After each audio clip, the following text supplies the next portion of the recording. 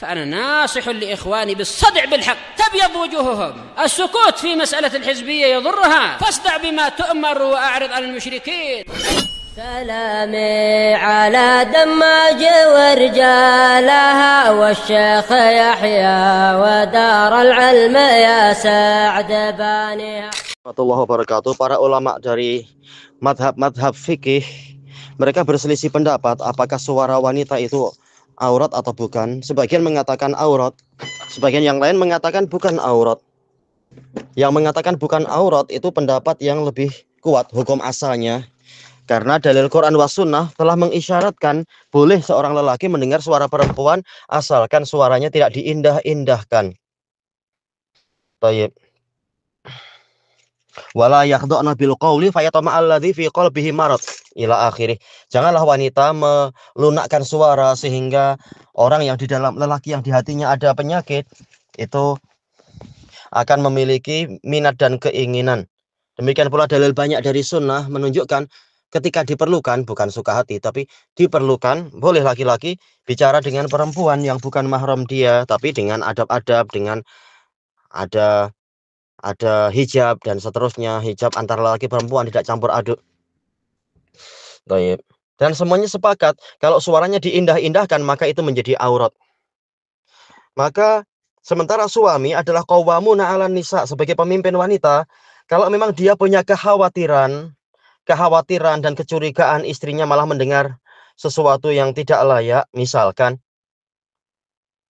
maka boleh dia memeriksa, tapi kalau memang istrinya adalah istri yang baik, dia tahu istrinya tidak layak dicurigai, ya jangan dicurigai, jangan terlalu cemburu, jangan terlalu mengikuti persangkaan.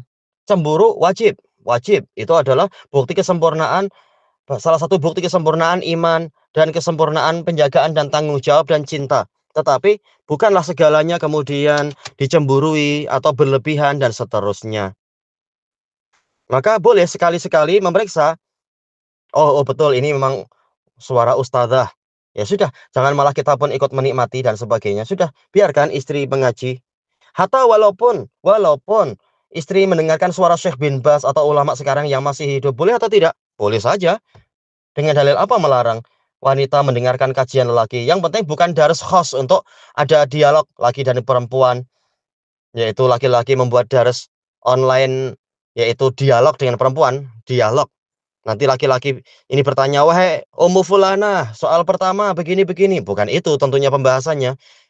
Tapi sekedar daras yang satu arah. Sama saja, mau online atau mau rekaman, tak masalah perempuan mendengarkan suara lelaki. Ini sudah ma'ruf di zaman Nabi dan para salaf setelah beliau dan sampai sekarang wanita mendengarkan daras seorang syekh atau seorang ustadz tak masalah. Bukan daras yang sifatnya adalah dari dua arah, saling tanya jawab laki perempuan. Jelas memang pembahasannya lain kalau itu dikhawatirkan, sangat dikhawatirkan akan fitnah. Baik, kalau daras yang sifatnya dua arah, biar lelaki dengan lelaki, perempuan dengan perempuan, kecuali yang dengan mahram itu ma'ruf. Jadi tak mengapa kalau lelakinya lihat, oh ini istri ada daras online dengan katanya ustazah siapa, oh saya ingin pastikan dulu. Enggak tak masalah, pastikan sebentar, jangan tiap hari dinikmati terus-menerus mendengarkan, malah terfitnah nanti. Bagaimana cemburu ke istri tapi dia sendiri berbuat macam itu. Tapi sebagai bentuk tanggung jawab di hadapan Allah, sebagai pemimpin keluarga, boleh dia memeriksa sekali-sekala ketika diperlukan. Bukan kecemburuan yang sampai tingkat buta. Insya Allah masing-masing dari kita tahu batasannya, tidak berlebihan dan juga tidak bersikap meremehkan. Kalau ada kecurigaan, boleh memeriksa. Kalau tidak ada kecurigaan, maka jangan dikit-dikit curiga. Sebagaimana kita ingin istri kita percaya pada kita, hendaknya kita juga percaya pada istri kita. Jangan menurutkan kecurigaan tanpa ada suatu qarinah. Kalau ada qarinah, boleh memeriksa. Sebagaimana yang dijelaskan oleh Imam Ibnu Muflih ad-Dimashqi al-Hambali di dalam Al-Adab Asy-Syar'iyyah. Seorang muhtasib, orang yang mengharapkan pahala dari Allah untuk amar ma'ruf nahi mungkar, boleh kalau dia merasa ada kecurigaan di suatu rumah, boleh dia masuk tanpa izin untuk melihat ini ada kemungkaran atau tidak. Tapi kalau tidak ada qarinah apapun, tak boleh dia sewenang-wenang masuk rumah orang lain. lihat ada qarinah atau tidak ada qarinah yang layak untuk dicurigai. Wallahu a'lam walhamdulillahi rabbil alamin.